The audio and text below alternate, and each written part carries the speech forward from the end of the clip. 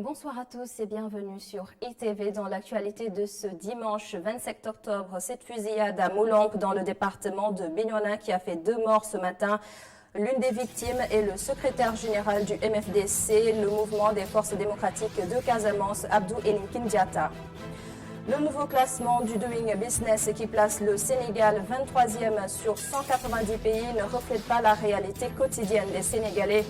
Beaucoup de spécialistes restent dubitatifs. Les invités de l'Air du temps de ce dimanche estiment qu'il y a d'autres indicateurs plus simples pour prouver que le Sénégal fait des bons sur le plan économique. Nous irons à Kolda un peu plus de 20 jours après la rentrée scolaire. Les enseignants du primaire se retrouvent avec des salles de classe vides. La rentrée 2019 coïncide avec la saison des premières récoltes et selon la tradition locale, les enfants sont circoncis à cette période. Notre correspondant dans la région de Kolda nous fera le point sur le concept Oubetei Djangotai. Le développement, c'est dans un instant.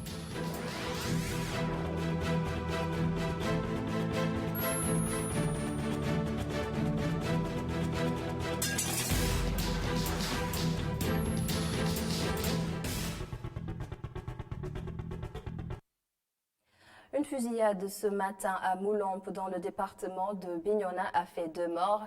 L'une des victimes est le secrétaire général du MFDC, le mouvement des forces démocratiques de Casamance, Abdou Elinkine Diatta. Les détails, c'est avec Tidiane Sissé.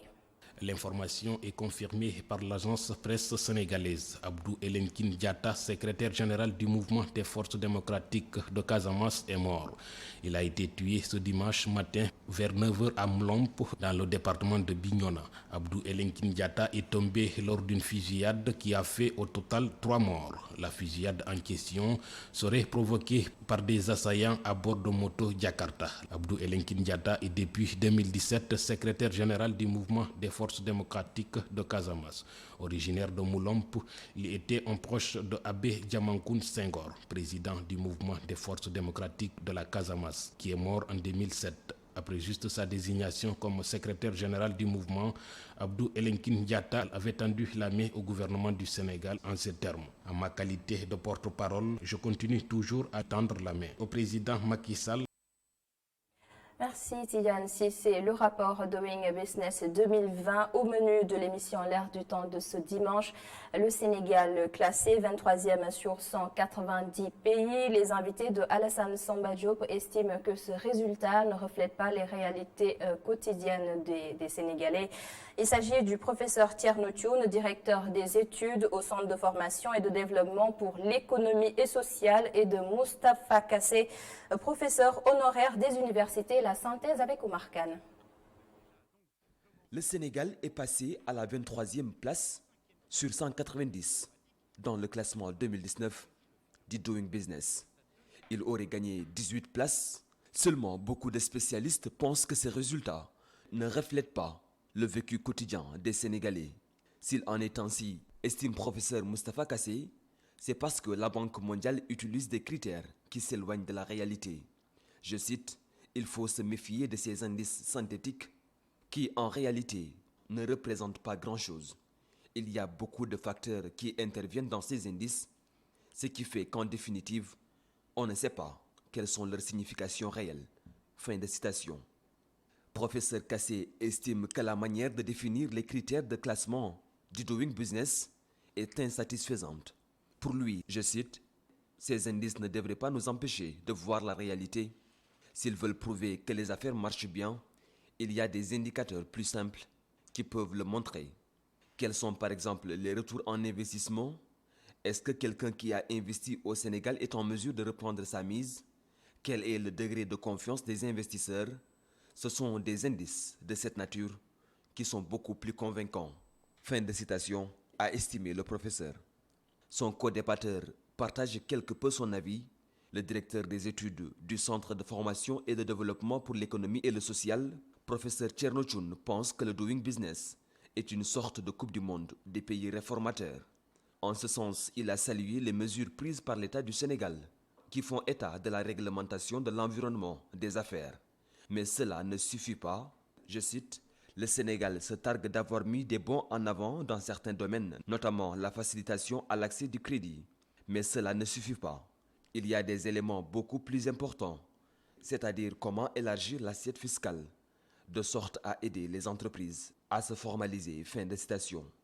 Pour Thierno Thioune, c'est bon d'avoir des résultats en gagnant 18 places, mais il faudrait aussi regarder de l'autre côté, c'est-à-dire voir si ces mesures synthétiques ont permis de réduire la pauvreté. Les travaux du BRT seront lancés ce lundi. Le bus rapide transit va transporter 300 passagers au plus tous les jours entre le centre-ville de Dakar et la banlieue. Et dans ce reportage qui va suivre, des citoyens sénégalais nous disent ce qu'ils pensent de ce projet qui vise à améliorer la mobilité des citoyens. Le reportage de Alim Gueye et Moussa Fall. Bus rapide transit. Ces nouveaux bus vont circuler dans Dakar et sa banlieue. L'État du Sénégal compte apporter une meilleure mobilité dans la capitale. Les citoyens apprécient. C'est vraiment très important que le gouvernement ait cette idée pour la circulation de ce pays, parce que c'est important, tandis que nous on marche des kilomètres pour aller au travail. Et si toutefois que le Macky Sall ait l'initiative d'amener d'autres bus pour le peuple, je vois bien que c'est une bonne initiative. Si on parle de la mobilité ici au Sénégal, par exemple, particulièrement à Dakar, on a des problèmes. Et c'est la bienvenue, les bus de transit. Et je pense que tout cela dépend des comportements des Sénégalais. À force de booster le transport au Sénégal et que les Sénégalais ne changent pas de comportement, je pense qu'il y aura toujours des problèmes. Et je pense que c'est une bonne initiative pour essayer au moins d'apporter un peu d'appui sur le transport pour que les Sénégalais aillent beaucoup plus vite, par exemple, pour aller au travail et rentrer chez eux. Tout le monde qu'il y a qui veut rentrer dans Dakar comme une bouteille avec une seule entrée à Dakar. Donc, les gens vont venir en masse. Et maintenant, pour entrer à Dakar, un grand problème. Parce que ce sera, comme on dit, goutte à goutte, Dakar. Et on est étranglé. Pour certains citoyens sénégalais, ces bus pourront faciliter la mobilité urbaine, même si d'autres ne le voient pas de cet œil. Ça va faciliter la mobilité parce qu'il y a beaucoup de gens qui vont emprunter ces bus. Et du coup, par exemple, sur la VDN, on a tellement de problèmes de circulation au niveau de la foire. Et avec ces bus de mobilité, je pense que les gens vont emprunter beaucoup plus les transports publics que leur propre voiture ou bien au moins prendre les taxis. C'est une bonne initiative car dans les tatas, on a du mal, il fait chaud ces temps-ci. Et donc les gens s'évanouissent, les gens ne respirent pas, d'autres se lavent, d'autres ne se lavent pas. Tu as vu, il y a des odeurs partout. Donc plus on a de bus, plus on a cette capacité d'être à l'aise quand même. Déjà les travaux, il y aura beaucoup de désagréments avec les travaux. Il y aura beaucoup de problèmes entre Guédiawaye et Dakar pour les travaux. Déjà le terre, regardez ce qu'il y a comme problème, ce qu'il y a comme désagrément. Parce que nous habitons le coin. Nous habitons le coin avec le terre, mais maintenant avec le BRT, il y aura beaucoup de problèmes entre Guédiawaye et Dakar. Une source d'emploi pour les jeunes qui pourront en bénéficier. C'est ça que le gouvernement doit faire pour aider la jeunesse à trouver du travail, amener les bus, donner son peuple à ses enfants. Voilà le bus, travailler, d'autres vont devenir des chauffeurs, d'autres vont devenir des réceptionneurs, femmes et hommes. Le BRT sera lancé ce lundi. Ces bus vont-ils répondre aux attentes des Dakarois? D'ici là, les embouteillages et l'état des routes pèsent encore sur la mobilité et impactent l'économie. Et dans le jury du dimanche, le docteur en communication Momar Thiam a déclaré que les retrouvailles entre Macky Sall et Abdoulaye Wade peuvent aller au-delà des négociations pour Karim Wade. Momar Thiam fait allusion à d'autres retrouvailles, celles de la grande famille libérale. Il a aussi glissé un mot sur le long silence de Idrissa Seck chez Hassan Affal. Rassembler la grande famille libérale reste un souhait cher au pape du SOPI. Pour son ancien proche collaborateur, au-delà des calculs pour Karim Wade, ces retrouvailles peuvent être actionnées par le président Wade pour repartir à la conquête du pouvoir. Wade c'est pertinemment tout ce qu'il fait. Il a d'abord la réflexion qui vient avant et ensuite l'action. Et je ne pense pas que dans ces retrouvailles, que Wade ait un calcul qui s'arrête uniquement à l'amnistie de son fils, mais on peut supposer aussi, ça peut être une hypothèse, et qu'il travaille aussi, comme il a toujours souhaité, c'est un vœu pied chez lui, à la réconciliation, à la retrouvaille de la grande famille libérale. Pour l'expert en communication politique, le silence d'Idrissa Seck n'est pas anodin. Cependant, il estime que le leader du parti Rewmi devra sortir de son mutisme pour ne pas être largué dans le jeu politique actuel. Il observe un silence qui est teinté d'observation, d'analyse et de diagnostic. Oui, raison pour laquelle, d'ailleurs, quand il doit venir parler, il est écouté, il est attendu. Parce qu'en optant pour la parole rare, il crée le besoin. Avec tout ce qui se passe en ce moment, avec toutes les suppositions, les hypothèses qu'on est en train de poser, nous, observateurs et journalistes, autour de ces retrouvailles, il ne faut pas qu'il soit du reste. Parce que demain, il peut être carrément sur la touche. Et que donc, il a tout intérêt aujourd'hui à reprendre l'initiative. Invité dans le jury du dimanche, l'ancien consul du Sénégal à Bordeaux a également demandé à l'État de faire en sorte de se rapprocher de ses citoyens qui logent en région Aquitaine et qui se sentent esseulés après la fermeture du consulat du Sénégal à Bordeaux. Et cette grosse polémique autour d'un supposé troisième mandat pour Macky Sall peut perturber le travail du chef de l'État lui-même. C'est du moins ce que pense Momar Thiam. L'expert en communication politique invite le président Sall à clore le débat en disant aux Sénégalais ce qu'il en est réellement. Un extrait de l'entretien avec Mamadou Ibra Kane. Il a beau expliquer que le troisième mandat ne l'intéresse pas, mais à partir du moment où certains, dans son camp et chez ses partenaires de Benno, pensent qu'il ne doit pas faire un troisième mandat, qu'on doit ouvrir la voie justement à peut-être un candidat potentiel de Benno, cette question va lui pourrir justement ce second mandat-là et va pourrir le travail gouvernemental. Et d'ailleurs, les gens de l'opposition l'ont très bien compris, raison pour laquelle ils appuient sur cela, parce que c'est comme une plaie, et ils appuient là-dessus. Et je pense que en termes de communication politique, le président de la République gagnerait, je dis bien gagnerait, une bonne fois pour toutes à arrêter, siffler la fin de cette récréation autour de ce mandat. La rentrée scolaire est effective sur l'ensemble du territoire national, mais à Kolda, des enseignants du primaire se retrouvent avec des salles de classe vides. La majorité des élèves est actuellement circoncis comme le veut la tradition dans la région. C'est du Diata que nous retrouvons à Kolda. Officiellement, les enseignements apprentissages ont démarré sur toute l'étendue du territoire national. Mais en réalité, ce n'est forcément pas le cas dans bon nombre de localités au Fouladou. Nous sommes dans l'arrondissement de Mampatim à l'est de Kolda. Ici, le constat est que beaucoup d'élèves n'ont toujours pas repris le chemin de l'école. Ils sont soit circoncis, soit occupés à d'autres tâches. À l'époque, nos enfants étaient circoncis en saison 16, mais avec la scolarisation, nous avons décalé pour éviter la période de soudure et attendre que les premières récoltes soient disponibles. C'est ça qui explique tout ce retard noté dans le démarrage des enseignements apprentissages. Le constat est amer, c'est que tous les enfants sont circoncis du mois d'octobre pratiquement au mois de novembre, voire même au mois de décembre.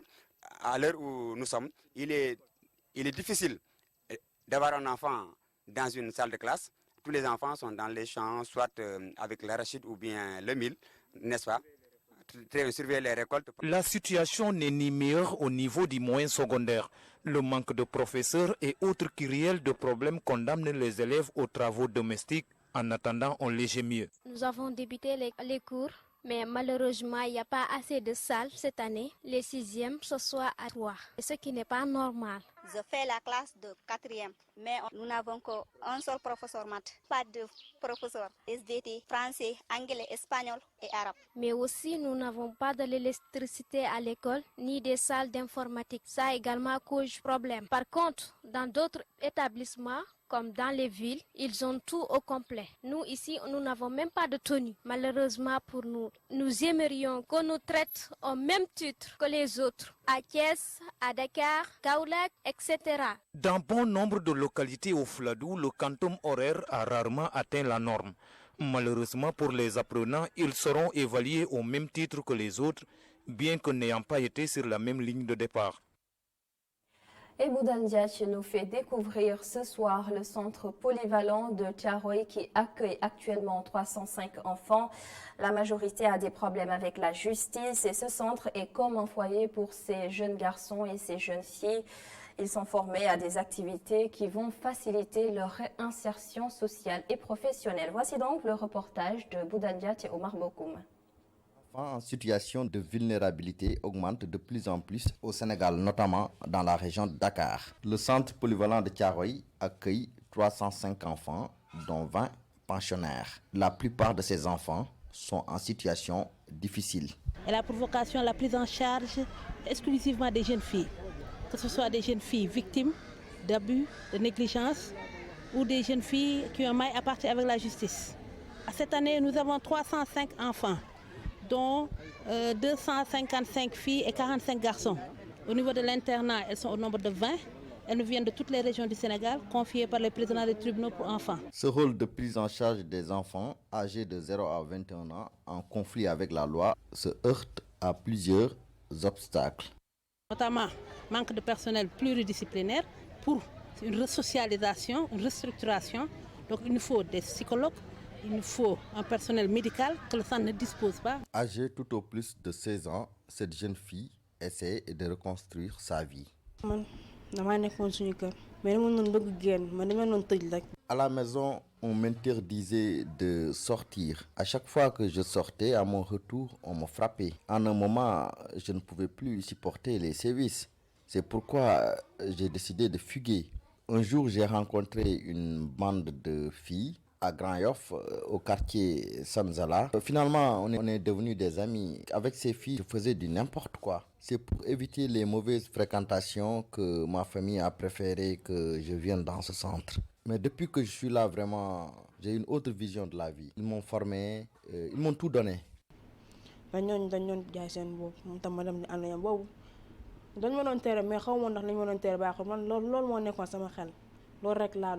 Créé en 1996 pour accueillir et accompagner ces jeunes qui sont en difficulté ou en conflit avec la loi, le centre polyvalent de Thiaroye joue un grand rôle dans la réinsertion sociale à travers des formations de qualité.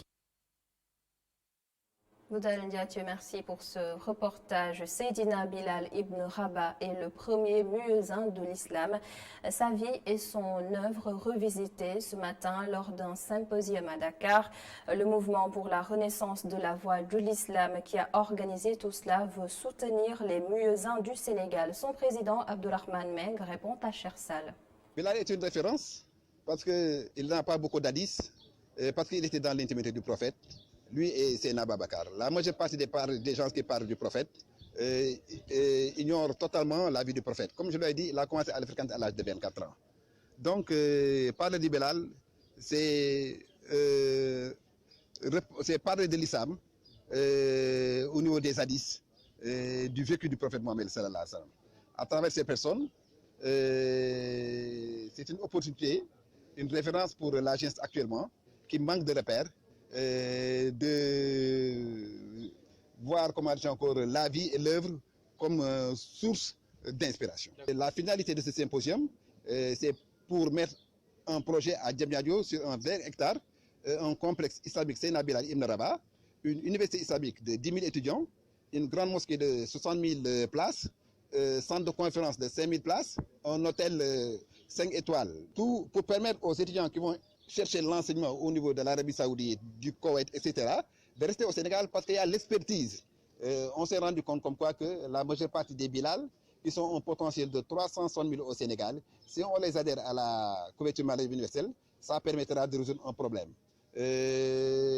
À chaque fois qu'il y a des problèmes de santé, ils sont obligés de faire du massata dans les mosquées, alors qu'avec la couverture maternelle, ils ont l'opportunité d'avoir une couverture de santé et d'enrôler 8 personnes, et si ça fait tâche d'huile au niveau du Sénégal, on pourra résoudre ce problème pour que demain que les fidèles musulmans sachent comme quoi que cette couverture maladie universelle qu'on a installée, c'est pour leur utilité.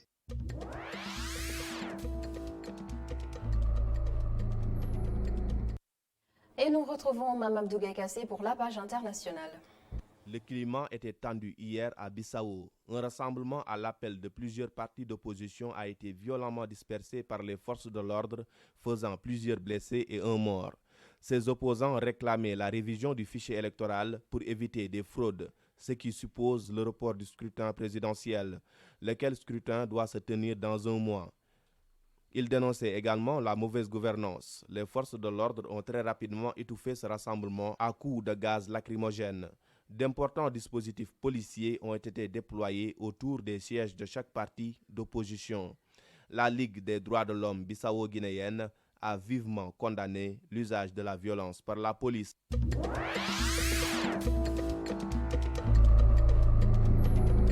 Au Mozambique, le président sortant, Filipe Nyusi, remporte la présidentielle avec 73% des voix contre 22% pour son principal opposant, Oussoufo Momade, candidat du principal parti d'opposition et ancien du mouvement de guérilla Renamo. L'annonce est faite par la commission électorale, un scrutin jugé crucial pour le maintien de la paix dans le pays.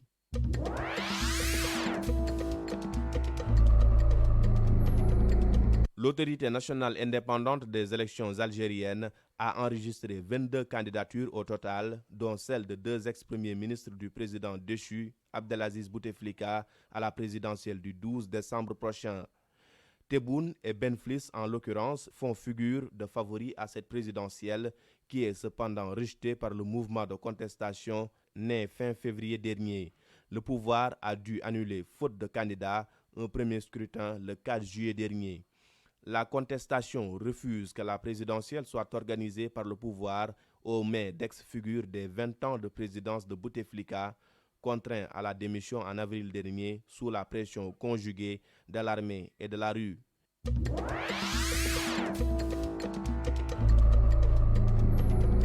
Abou Bakr al-Baghdadi, le chef de l'organisation État islamique, est mort lors d'une opération militaire américaine menée dans le nord-ouest de la Syrie.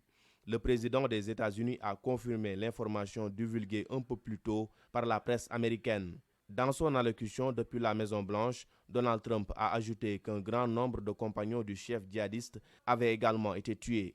Lors de l'assaut des forces spéciales, Abou Bakr al-Baghdadi s'est réfugié dans un tunnel creusé pour sa protection. Il a déclenché sa veste d'explosifs, se tuant ainsi que 3 de ses enfants, a-t-il affirmé.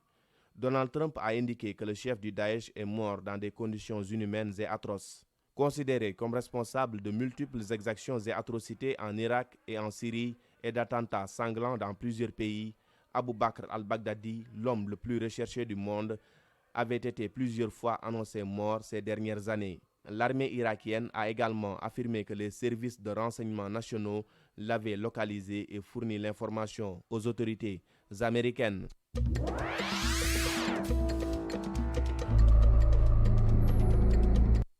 Merci Mme Dougué-Cassé pour toutes ces actualités internationales. Une note de sport, l'AS Ville de Dakar a remporté hier la finale du championnat local 1 féminin devant le Dakar Université Club. Score 66-60. À noter que c'est durant le dernier quart-temps que les filles de Moustapha Gueye ont pris le dessus. Le récit de Omar Khan. En début de partie, les joueuses de Moustapha Gueye ont très tôt mené la danse en remportant le premier quart-temps sur le score de 15-13. Mais il faut compter sur l'expérience des duchesses qui cherchaient un 18e sacre. Les choses sont devenues un peu plus compliquées avec Neysen qui a sémé la révolte au deuxième quart-temps. Et voilà comment les duchesses avaient fini de reprendre l'avantage sur le score de 33-25 au second quart-temps.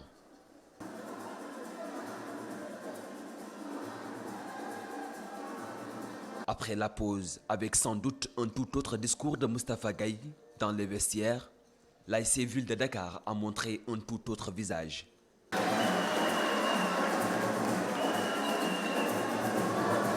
Au fil du temps, les équipes étaient au coude à coude avec 1 ou 3 points d'écart au maximum dans un match âprement disputé. Il faut attendre le dernier quart-temps pour voir l'ASC Ville de Dakar renverser la situation amenée par Malou Elma Kinta, Konandaou et Yvonne Bilonda qui scellent la partie avec 2 paniers à 3 points. Elle assomme définitivement le Duc. Les bleus et jaunes de l'ASC Ville de Dakar terminent mieux la partie et s'adjugent au final le trophée du championnat national 1 féminin pour la première fois de leur histoire.